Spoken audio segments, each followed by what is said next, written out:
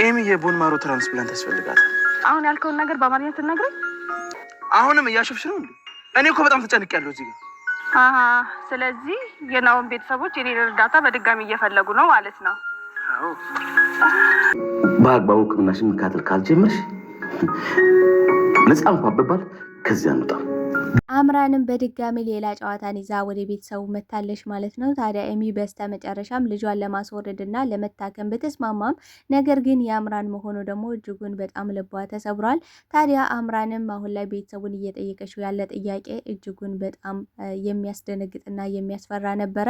ታዲያ ቶሌኩንም በዚህ ጉዳይ ላይ አምላኬ ሆይ ምን ነው ይህን ሁሉ ነገር ሳታሳየ ብትወስደኝ ምን አለበት እያሉ ይገኛሉ።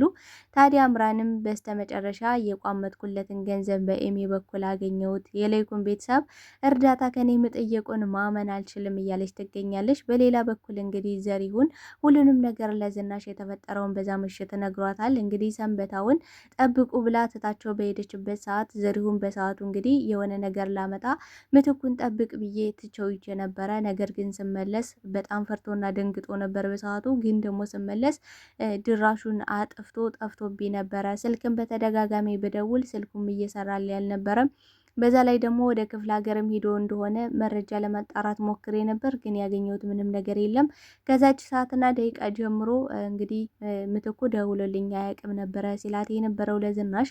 ታዲያ ይሄን ነገር ደግሞ ሁሉንም ነገር ለፖሊስ እንዲናገርና ነፃ እንዲያወጣትም ጭምር ዝናሽ እየጠየቀችው ነበረ። ነገር ግን በሰዓቱ ዘሪሁን ላንቺ ከሆነ ምንም አደርጋለሁ፣ እኔ ምትኩ መጥፋቱ ለእኔ ራሱ እጅጉን አሳስቦኛል፣ አስደነግጦኛል እያለ ይገኛል። ማለት እሱ ለራሱ ጥያቄ ሆኖበታል። ማለት ምትኩ በሰዓቱ በጣም ፈርቶ ደንግጦ ቢሆንም ግን ደግሞ ምን እንደሆነ በእርግጠኝነት ጠርቼ ደርስበታለሁ ብሏል ማለት ነው። እንግዲህ የሰንበታውን መኖር ሲያቀም እጅጉን በጣም ደንግጦና ፈርቶ ነበረ። ታዲያ ይህን ወንጀሉን የፈጸመው ወይዘሮ ዝናሽና አቶ ሌይኩን ሆን ብሎ ወጥመድ ውስጥ የከተታቸው ሰው ማን ሊሆን ይችላል? እንግዲህ ወንጀሎች ሁሉ እያመሩ ያሉት ወደ ሰንበታ ነው። ሰንበታ በሰዓቱ ራሴን ለመከላከልና ለማዳን ከመኪና ላይ ወርጄ እርዳታ ወደማገኝበት ቦታ ራሴን ሰውሬ ነበረ ነው የሚለው። ታዲያ ከዛ ሌላ የሞቶና እንዲሁም ደግሞ ተጠቅልሎ ያገኙት ሬሳ የማን ሊሆን ይችላል? ማን ፈጸመው የሚለውንም የምናወራ ይሆናል።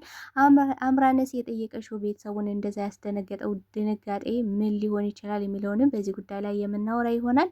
ሰላም ጤና ይስጥልኝ ውድና የተከበራችሁ ቻናሌ ቤተሰቦች፣ ተወዳጁን ድራማ ኑሃሚን ቀጣይ ክፍል ወደ እናንተ ይዤላችሁ መጥቻለሁ። በዚህ ክፍል ላይ ብዙ ነገሮች ተፈጥረዋል። ቀጣይስ ምን ሊፈጠር ይችላል የሚለውን ነገር የምናወራ ይሆናል። ታዲያ ተወዳጆች ቪዲዮውን ስትጀምሩ ላይክ እንድታደርጉና እስከ ቪዲዮ ፍጻሜ አብራችሁ እንድትቆዩ በአክብሮት እየጋበዝኳችሁ፣ በስተ መጨረሻም አምራንም የቋመጠችለትን ገንዘብ እየጠየቀች ትገኛለች ኤሚን ፓርማኖን ለመስጠትም የሜላ ቤተሰቡን ድርጅቱንና እንዲሁም ደግሞ አክሲዮንን እንዲሰጠኝ ይፈልጋለሁ። ልጃቸው እንድትድን የሚፈልጉ ከሆነ እኔ ደግሞ የአፍት ማማ ላይ መቀመጥ ፈልጋለሁ። እንደ በፊት ስመኘውና ስፈልገው የነበረ ነገር አሁን ላይ ገፍቶ ወደ እኔ መጥቷል። ወደ እኔ የመጣውን ነገር ደግሞ መግፋት አልፈልግም እያለች ትገኛለች። ነገር ግን አሁን ላይ ኤርሚያ ከጥፋቱና ከስህተቱ ስለተመለሰ ታዲያ አምራንን እስከዛሬ በስህተትና በጥፋት ውስጥ ነበረን ገንዘብ ስናሳ ነበርን ግን ምንም የጠቀመን ነገር የለም። ክፋትና ተንኮል አሁን ላይ ራሳችን አውርዶ ከመፈጥፈጥ ብቻችን ከማስቀረት ውጪ የጠቀመን ነገር የለም። ስለዚህ እነሱ ሳትያቸው በፊት ለመስጠት ዝግጁ ናቸው። ብቻ አንቺ ፓርማኖን ለኤሚ አሁን እንድትሰጫትና ነፍሷን እንድታተርፊላት እፈልጋለሁ። ምክንያቱም ይህን ከደረግሽልኝ ለእኔ ትልቅ ውለታ እንደዋልሽልኝ እቆጥረዋለሁ። ከዚህ በፊት እንግዲህ እሷን በመኪና ተገጭታ የእሷም የደም አይነት ታቶ ከየትም ፈላልጎ እንግዲህ ኤርሚያስ እንዳዳ ናትም ጭምር አሁንም ደግሞ ይህን እንደ ውለታ ቆጥራለት ኤሚን እንድታድንለት እየጠየቃት ነበረ። እሷም ይህን ነገር በአንተ በምትለው ነገር በፍጹም አልስማማም፣ በተራ ቃላቶች መታለል አልፈልግም፣ ለይኩን ያደረገኝን ነገር በፍጹም ልረሳው አልችልም። ያን ከአንድ ክፍል አድርጎ ያሰቃየኝ ስቃይ እኔና እኔ ብቻ ነው የማውቀው። በዛ ቤት እኮ ቆሻሻውኜ ተጨማልቄ ወጥቻለሁ። ስለዚህ ያን ነገር ደግሞ ዋጋ ላስከፍላቸው ይገባል እያለች ትገኛለች። ታዲያ ይህን ነገር አቶ ሌይኩን ሙሉ ድርጅቱንና ያላቸውን አክሲዮንን እንዲሰጡኝ ይፈልጋለሁ ብላ መጠየቋ አምራን እጅጉን በጣም ነበረ ያስደነገጠው። ነገር ግን ልጄ ብቻ ታክማ ትዳንልኝ እንጂ ምንም ይሁን ምን ያለኝን ነገር ሁሉ በጣም ምንም የሚቆጨኝ ነገር የለም። እኔ ልጄን ካተረፍኩኝ በዚህ ምድር ላይ ምንም ሌላ ሁሉ ነገር ከንቱ ነው ብሏል ማለት ነው። ታዲያ ይህ ጉዳይ ወደ የት ሊያመራ ይችላል የሚለውን ነገር እንግዲህ የምናየው ይሆናል። በሌላ በኩል ዘሪሁን በዛ ምሽት የተፈጠረውን እንድትነግረኝ ፈልጋለሁ ብላ ዝናሽ ሁሉንም ነገር ጠይቀው ነበረ። ነገር ግን ዘሪሁን በሰዓቱ ከጓደኛው ጋር እንደጠራሹና መጥተው እንደነበረ ሲጠብቁም በጣም ፈርተውና ደንግጠው እንደነበረም ጭምር ነበረ ሲነግራት የነበረ። ለአንቺ ብለን ነው እንጂ ከዛ ቦታ ላይ በፍጹም መገኘት አንፈልግም ነበረ። እኔ ደግሞ በሰዓቱ የሆነ ነገር ላመጣ ጠብቀኝ ብዬ ምትኩን ትቼው ይዤ ነበረ፣ ግን ስመለስ ምትኩን አላገኘሁትም። መኪናው ደግሞ ተከፍቶ ነበረ ሲላት እጅጉን በጣም ነበረ የደነገጠችው ዝናሽ። ይህን ነገር ሆን ብሎ ሰንበታ አጥምዷቸው እንደሆነ ሌላን ሰውን ገሎ እንዲሁም ደግሞ ከዛ ምንጣፍ ላይ ጠቅልሎት እንደሆነ ነው እያሰበች ያለችው። በነገራችን ላይ ዳግምም ይህን ተመሳሳይ ሀሳብ ነው እያሰበ ያለ። ያን ቤተሰብ ለመበቀል ፈልገ ከሆነ እውነት አንተን አያደርገኝ፣ ሁለተኛ አባቴ ብዬ አልጠራም፣ ፈጣሪ ይለመነኝ፣ እውነቱን አውቁ እንድትነግረ ይፈልጋለሁ። ያ ቤተሰብ ማለት ለእኔ ምን ማለት እንደሆነ ልነግርህ አልችልም። ያላገኘሁትን ክብር እዛ ቤት አግኝቼዋለሁ። ያላገኘሁትን ቤተሰብ እነዛ ቤተሰቦች ሆነዋል እያለ እንግዲህ ሰንበታውን እያስጨነቀው ይገኛል። ነገር ግን ሰንበታው በሰዓቱ ያለኝ እውነትና ሀቅ ራሴን ለማዳን ስከላከልና ስጥር እንደነበረ ብቻ ነው። ከዛ ውጭ በተፈጠረው ነገር ምንም አላውቅም። ይሄኔ ሌላ የሰሩት ወንጀልና ኃጢአት ሊኖርባቸው ይችላል። ያ ነው ጠላልፎ ጥሏቸው ያለ እንጂ እንዲያውም እኔ አልተበቀልኳቸውም። ሊታሰሩ ሲሉም ድንገት መጥቼ ከመታሰር ለመታደግ ሞክሬ ነበረ ባልችልም እያለ ነበረ። ግን ደግሞ ዳግም ይሄ ነገር በፍጹም ሊዋጥለት አልቻለም። ምክንያቱም የእጁ ብራዝሌት ከሞተው ሰው ጋር አብሮ መገኘቱና እንዲሁም ደግሞ እነ ለይኩን የቀበሩት መቃብር ያን ራሱ እንግዲህ በሰንበታው ምትክ ያን ራሱ ሰውዬ ሆኖ ሌላ ሰው ሆኖ ግን ደግሞ የሰንበታው የእጅ ብራዝሌት አብሮ መገኘቱ ይህ ነገር በጣም የሚያስደነግጥና ውስብስብ ያለ ነገር ነው። ታዲያ ዳግምን በሰዓቱ አቶ ለይኩን የሆነ ሰዓት ላይ በመኪና ሰው ገጭቶ እንደነበርና እንዲሁም ደግሞ ወስደው እንደቀበሩ እናቴ ነግራኝ ነበረ። ይህን ታሪክ ግን በፍጹም አላመንኳትም። አሁንም አንተ ከምትነግረኝ ታሪክ ጋር ተመሳሳይ ታሪክ ነው። ስለዚህ ይሄ ነገር ብራዝሌቱን የሆኑ ሰዎች እንግዲህ ማጅራት መቶች መቱህና ወሰዱት። ከዛ ደግሞ እነዛ ሰዎች ሞተው ተገኙ። ይሄ በፍጹም የማይመሳሰልና የማይሆን ነገር ነው። እውነቱን አውቆ እንድትነግረኝ እፈልጋለሁ በማለት እንግዲህ ሰንበታ ይህን ጉዳይም በሰማ ሰዓትና በጣም ደንግጧል። እንግዲህ ከዘሪሁን ጋር ተፋጠዋል። እውነቱን አውቁን አውጣ፣ እኔ በሰዓቱ ሲሄድ ማንም ሰው እንዳልነበረ ማለት እንግዲህ ከመኪና ወርዶ ሲሄድ ሰንበታ ማንም ሰው እንዳልነበረ ነበረ ሲናገር የነበረው። ታዲያ ይህን ነገር ዘሪሁን ለፖሊሶች እንደሚናገርና በድጋሚ እንግዲህ ሰንበታ ወደ እስር ቤት ተመልሶ ለጥያቄ እንደሚፈለግ ነው የሚወሰደው ማለት ነው። ምክንያቱም ይህ ጉዳይ ላይ በጣም ከባድ ሲሪየስ ኬዝ የሆነ ነው። እንዲሁም ደግሞ ከዘሪሁንና ከሰንበታ የሚወጣ ነገር አለ ብዬ አላስብም። ማለት ከሁለት አንዳቸው ናቸው ይህን ወንጀል ሊፈጽሙትና ሊያደርጉት የሚችሉት። በሰዓቱ በእርግጥም ዘሪሁን ስለ ጓደኛው ስለ ምትኩ ሲነሳ በጣም ደንግጦና ፈርቶ እየተንቀጠቀጠ ነበረ። ማለት ያ ወንጀል ካልሰራ ስህተት ካልሰራ ያን ነገር ሆን ብሎ ካላደረገው ያን ያህል መፍራት ይጠበቅበታል ብዬ አላስብም። ማለት እንደዛ ሊደነቅጥ ይገባል ብዬ አላስብም። እንግዲህ ናሁን በሚጠይቅበት ሰዓት ጥያቄ ሁሉ የፖሊስ ጥያቄ ነው። በጣም ያስፈራል፣ ያስደነግጣል ነበረ ሲል የነበረው። እውነት ይህን ወንጀል ሰንበታው ፈጽሞታል ብላችሁ ታስባላችሁ ተወዳጆች? ኤሚም አሁን ላይ ታዲያ የአምራን መሆኑን ስታውቅ እጅግ በጣም ነበር የደነገጠችው። ሲቀጥል ደግሞ አምራን አሁን ላይ እየጠየቀችው ያለ ሀብት ንብረት ቤተሰቦችን ልታሳጣ፣ ቤተሰቦችን ልታጎሳቁል ሆን ብላ የመጣች ሴት ናት። የእሷን አልፈልግም። መጀመሪያም እኔ ልጄ በረከቴ ነው ብዬ ተናግሬ ነበረ። ማንም ሰው ሊሰማኝ ፈቃደኛ አልነበረም። ይህንም የወሰንኩት ውሳኔ ሳልወድ በግዴ ተገድጄ ነው፣ ለእናትና ለአባቴ ስል ነው። እንግዲህ አቶ ለይኩን ምን ብሏታል ኤሚን?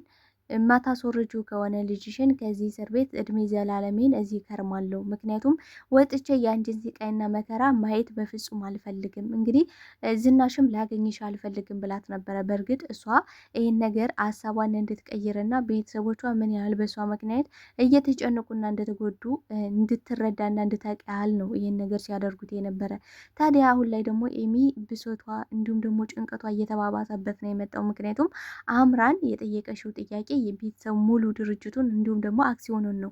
ስለዚህ ይህ ነገር ደግሞ ለኤሚ በጣም ከባድ ሆኖባታል። በእኔ ምክንያት ቤተሰቦቼ ሀብት ንብረታቸውን ማጣት የለባቸውም። እኔ እኮ አንድ ሰው ነኝ። ስለዚህ በቃ መሞትም ካለብኝ ልሙት፣ ልጄንም መውለድ ካለብኝ ተወኝ፣ በቃ ልውለድ እያለች እንግዲህ መሀል ላይ ተጨንቃ ትገኛለች። ታዲያ ዶክተሩ አሁን ላይ በቃ ይህ ነገር ከተገኘ ቀጥታ ናሙናውን ወስዷል ማለት ነው ከአምራን ናሙና ሲወሰድም ከኤሚ ጋር ተመሳሳይ ሆኖ ተገኝቷል። ነገር ነገር ግን አምራን ይህን ሁሉ ነገር ወደ ስሜ ካልዞረልኝ በፍጹም ይህን ነገር ላደርግ አልችልም ብላለች። ታዲያ ይህ ነገር ደግሞ በጣም አስደንጋጭ ነገር ነው። እንግዲህ አምራን ያ ስህተቷና የጥፋቷ ሁሉ ተምራ በሰላማዊ መንገድ ላይ የሚሰጣ እሷም ደግሞ ጠቀም ያለ ገንዘብ ከዛ ጎዳና ህይወት ስትወጣ ይሻላት ነበረ ብዬ ነው የማስበው። ታዲያ ቀጣይ ሊፈጠር የሚችለው ነገር ምንድን ነው?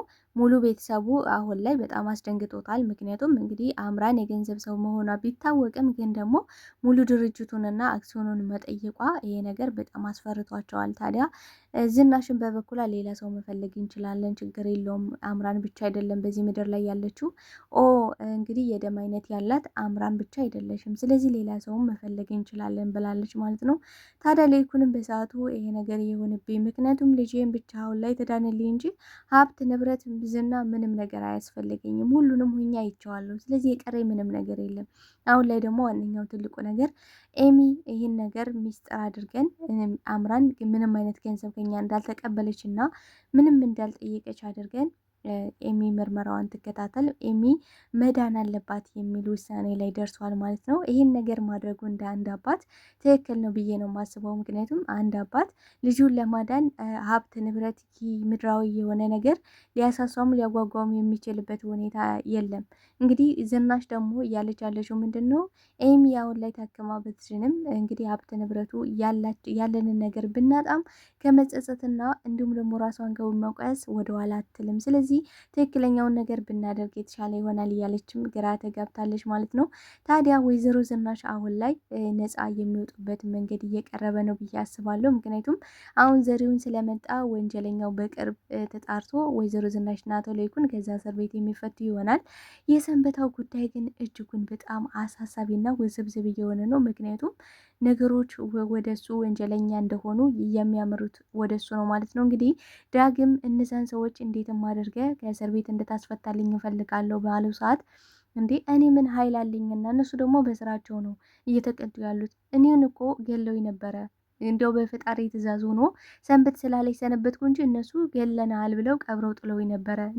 ይሄ ነገር ደግሞ ዳግምን እጅግ በጣም ልቡን እየሰበረው ይገኛል። ታዲያ ወይዘሮ ዝናሽና አቶ ለይኩን እኮ እናትና አባቴ ናቸው ማለት ለይኩንም ልክ እንደ አባቴ ማለት ነው ብሎ ሲጠይቀው አባት እኔና እኔ ብቻ ነኝ፣ እኔ ሴትም ወንድሞኛ ያሳደጉ እኔ ነኝ አባት።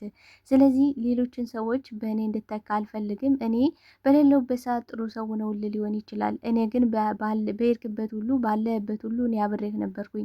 ስታለቅስ ስታነባ አብሬህ አልቅሼና አንብቼ በሄድክበት ሁሉ እየተከተልኩ ነበረ እያለው ነበረ። እንግዲህ ዳግምን እየተከታተለ ሲያየው ነበረ። እስከዛ ሰዓትና እስከዛ ጊዜ እንግዲህ ራሱን ሰውሮ የቆየው አቶ ለይኩንን አይቀጡ ቅጣት ለመቅጣት ነው እያለ ይገኛል። እውነት ለመናገር ሰንበታው ወንጀለኛ ባይሆንና ያን ነገር ሆን ብሎ የሰራው ሰንበታው ሆኖ ባይገኝ በጣም ውስጤ ነው እውነት ለመናገር ማለት ነው። ምክንያቱም ዳግም በድጋሚ መጎዳት የለበትም፣ በድጋሚ አባቱን ማጣት አለበት ብዬ አላስብም። ሰንበታውን ቢሆን እዚህ ሁሉ ጉዳትና መሰቃየት ይበቃዋል ብዬ ነው ማስበው። ታዲያ ተወዳጆች ምን ታስባላችሁ? ሀሳብ አስተያየታችሁን በኮሜንት ሴክሽን ላይ አስቀምጡልኝ። ለዛሬ ይዤላችሁ የመጣሁት ኑሐሚን ድራማ ይህን ይመስል ነበረ። በቀጣይ ባት እስክንገናኝ መልካም ጊዜ መልካም ቆይታ እያልኩኝ ለቤት አዲስ ከሆናችሁ ቤቱን ላይክ፣ ሰብስክራይብ በማድረግ ቤተሰብ እንድትሆኑ በአክብሮት ጠይቃለሁ። ባይ ባይ ተወዳጆች፣ እወዳችኋለሁ።